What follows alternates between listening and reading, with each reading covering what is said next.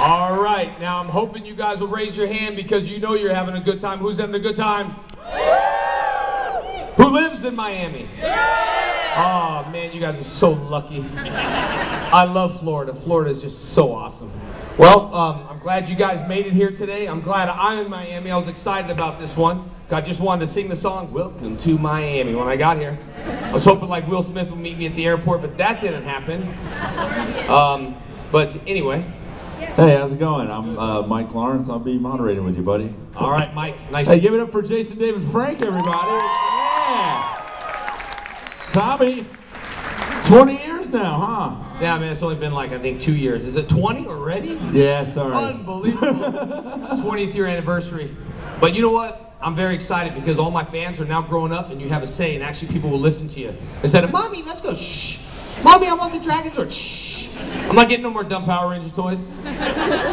But yeah, 20 years. You were the cool Power Ranger. You were the one I think everyone wanted. You were the Gambit of Power Rangers. Thank you. Yeah. Thank you. Because you look like a dude who would, you look like a bully, but you were friendly, and you made me think that not everyone was going to kick my ass as a kid, and that gave me hope.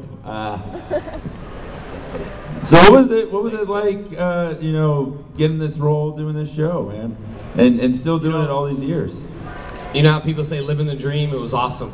I mean, to be a superhero, and at that time, and I tell everybody that I was very passionate about what I did, and I'm still passionate about my fans. I stayed up late last night until I fell asleep, making the video and talking to everybody, because without you guys, the show wouldn't be here. So to be a superhero was awesome. Now you know I do MMA, so I wasn't a huge wrestling fan, thank you. But I started wrestling, and the reason why I didn't wrestle in high school is because I didn't want to get stuck in tights. And here we are, 20 years later, in tights, baby! That kind of forces you to stay in shape if you're always having to wear tights, doesn't it? Spandex don't lie. You know cosplayers, you know that stuff. Yeah. I know cosplayers that don't eat, no carbs, no nothing, just to be like, stay in their costume, you know, and then after a day of partying, you know, it's like, shh, and my belt's done that before. I'm like, oh snap, I gotta fix that belt real quick.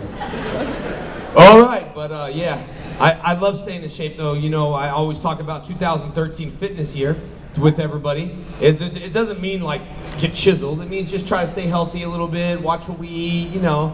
I mean, it really starts with that. And I'm very happy to continue to be a role model and, you know, stay in shape and all that. And half the thing for Megaforce, are you guys gonna watch Super Megaforce next year? Half the thing going back to a Nickelodeon show was, can you fit in tights? That was the first question that they asked you. And so yeah, I'm a little bigger, but yeah, it was good.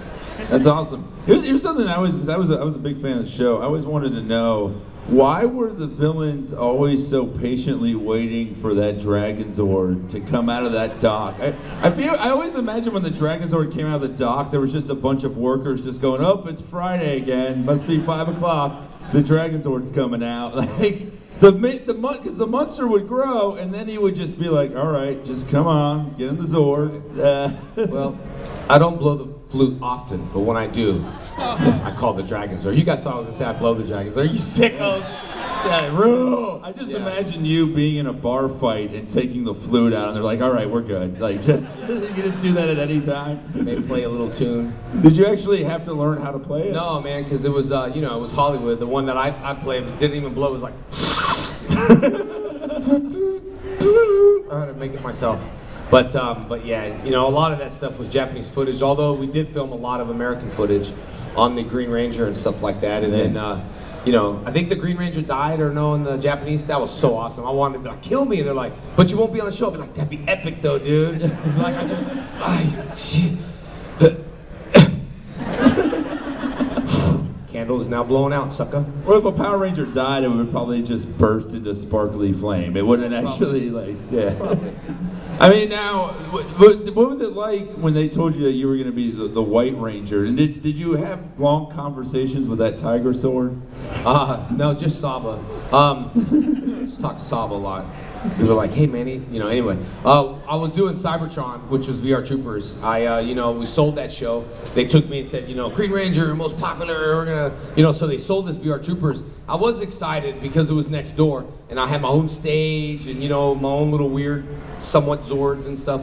But Brad Hawkins was supposed to be the White Ranger, and he was the star of VR Troopers. So I'm kind of glad it didn't happen that way. You know, I bet he's not.